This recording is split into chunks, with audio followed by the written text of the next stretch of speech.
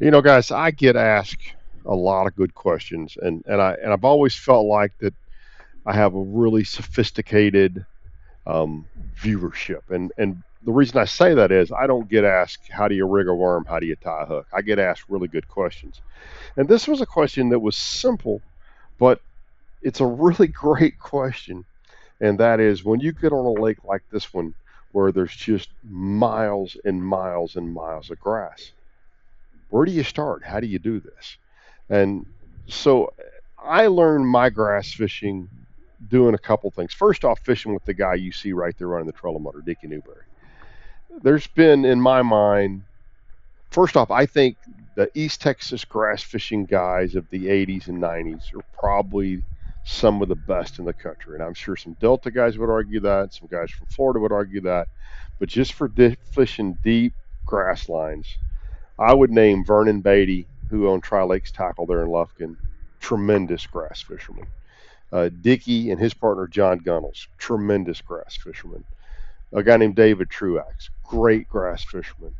Phil Marks, we lost a few years ago of Strike King, great grass fisherman. His partner Tim Renault, great grass fisherman, and a guy who fished with both of those guys a little bit as well, Stephen Johnson, Toledo Bend guide, great grass fisherman. And what I have, so I've been privy to be on and around a lot of those conversations fishing with Dickie for a lot of years. And what you will hear them say is, in general, a fish will move about 3 feet when they're aggressively feeding in the grass. At minimum, they'll move further than that. But if you're dropping a bait about every 6 feet, so you get a rhythm between two partners, then any fish in that grass line is going to show themselves. So they'll sometimes be on the points. They'll sometimes be in the drains. They'll sometimes be where it's clumpy. They'll sometimes be under the mat. They'll sometimes be on the outer edge.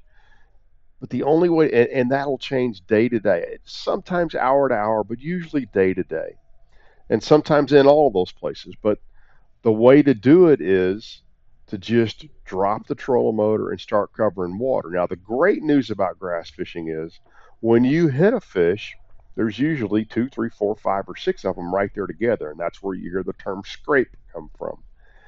But what I have always tried to do when I'm fishing with somebody else or when I'm on my own is pace myself whatever the trolling motor speed where I'm dropping a bait every 6 feet because a fish will move 3 feet one way or the other. I've got my space covered.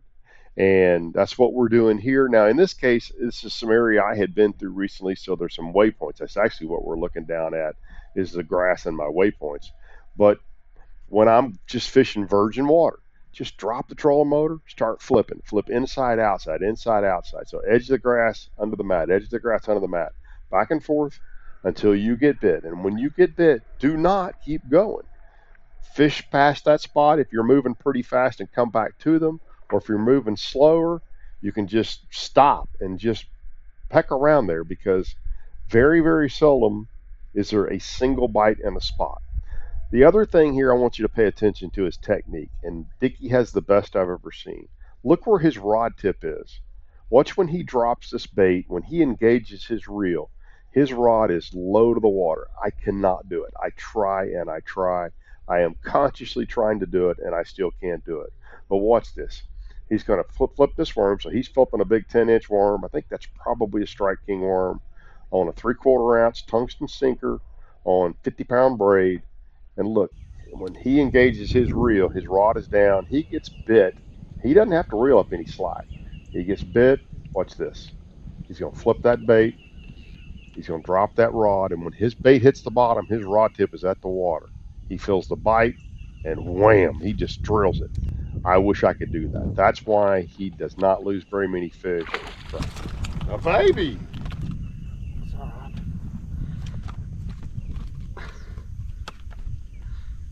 That was one of them. He was just there.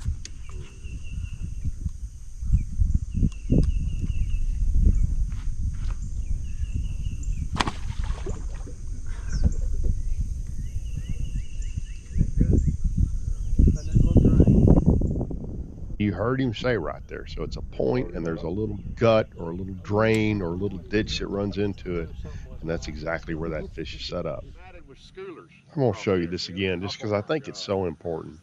This is the next fish with Dickie, and I'm going to contrast this in a minute with one of my bites, and you're going to see what I have to do to get a fish, get a hook and fish. But you're going to see him make this presentation, and and he's measured, right? So he knows about how deep he's fishing. So when his bait hits the bottom, he knows how much line he needs out to have that rod tip well below perpendicular to the water. It's well below. And the reason that's so important is when he feels a bite, he doesn't have to reel up line to get to that fish. And he doesn't have to clue that fish in, hey, I'm fixing to pop you because I'm reeling line up. He's going to make this pitch. I think it's this very next pitch right here. So he's going to make this pitch. Watch him. He's going to drop it. He's going to hold the line up. He's going to throw the line to it so it falls on a slack line. His rod's at the bottom. He feels the bite. Boom. Straight up. Just a straight up pull. No reel, no snap, just a straight up pull. I hit him and he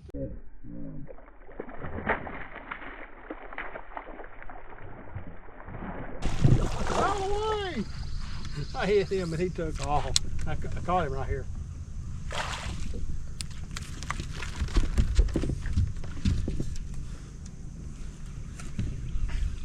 Bubba scaling. Do what you got. 212, I bet. He's over 3. Oh, is it? Yeah.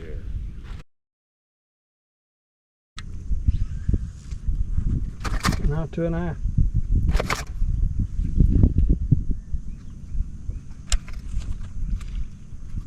They're liking that worm better today, aren't they?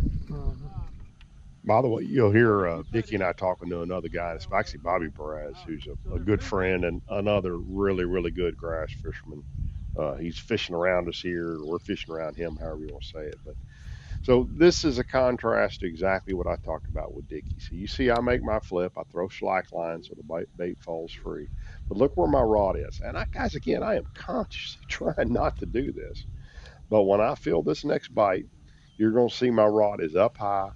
I either snap slack or reel down to pull slack as opposed to that straight pull Dickie does. I make a bigger hole, and I tend to lose more fish and miss more fish because his technique is just better than my technique. And I'm not a bad grass fisherman. He is just that much better. You saw that. I dropped that rod on slack line and snapped that hook into that fish, and that makes a big hole in those fish.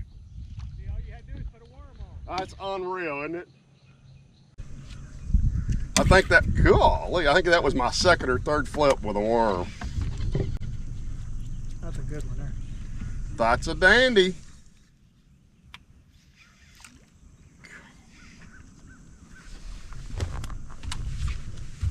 Let's just boat flip that thing. We got a new leader in the clubhouse.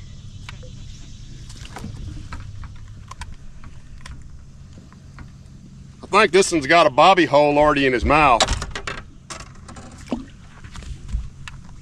What do you think? Is that what you wanted to catch? 6? I don't think, but it's thick. How you work this thing? Oh, it's already on. Is it on?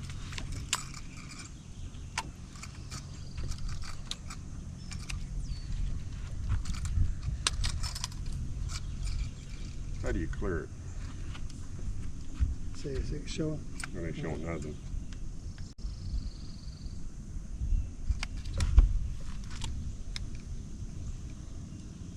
Right at almost 5. 488. Damn, it's been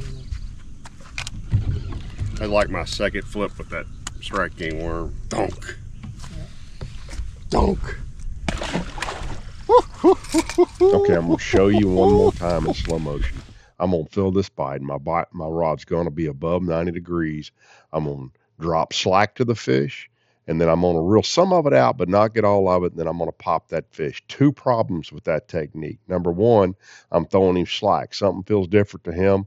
You'll have some fish that can get rid of that bait really quick. Number 2, because I'm snapping that slack out of the line, I'm actually tearing a bigger hole in that fish's mouth, giving that hook a bigger place to come out of, versus Newberry's technique, which is just tightening up on the fish and not making as big a hole. Yeah. Newberry's having some back issues, and let me tell you something. This is a tough dude. If you see this dude sitting down fishing, he is hurting. but that don't mean he still can't catch them.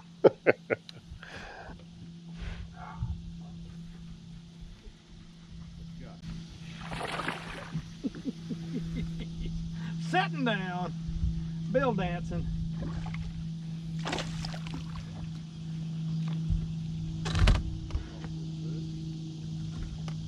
What? Yeah. You ever seen that hook set? I was reaching down to get my drink, and I felt it tug, and I did a back slap on it. I heard the grunt, but I didn't know if he was bending over or sitting the hook.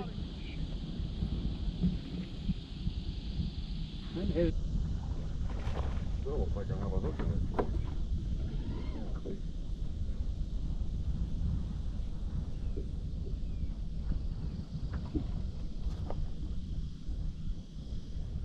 Now I got it hooked.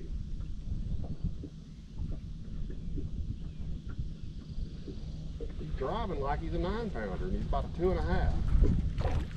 They pull hard. But he's also got a trailer of hydrilla with him too. Oh, he's a fat one. Look at the belly on that fish, Dickie Newberry. There ain't nothing to eat out there in that grass, is there? Look Good, at that. man. Little football. Golly, what a fish. You catch him 24 inches long. You'll have some. Beautiful. Yeah, he hit down on the way down. When I picked it up, that fish had that bait. Yeah. Guys, I really enjoy getting to spend the day with Dickie. In the years past, we spent so much time together, and it's just, we just don't get too much anymore. Life's in the way, other things going on, and it made me realize as I'd edited this how many other guys I need to get in the boat with and just catch up, just good long-time friends. And I hope you guys enjoyed being a little bit of a fly on the wall fishing with Dickie and I today. And we appreciate you guys. Thanks for subscribing. Thanks for watching. And thanks for sharing my videos. We'll be back real soon.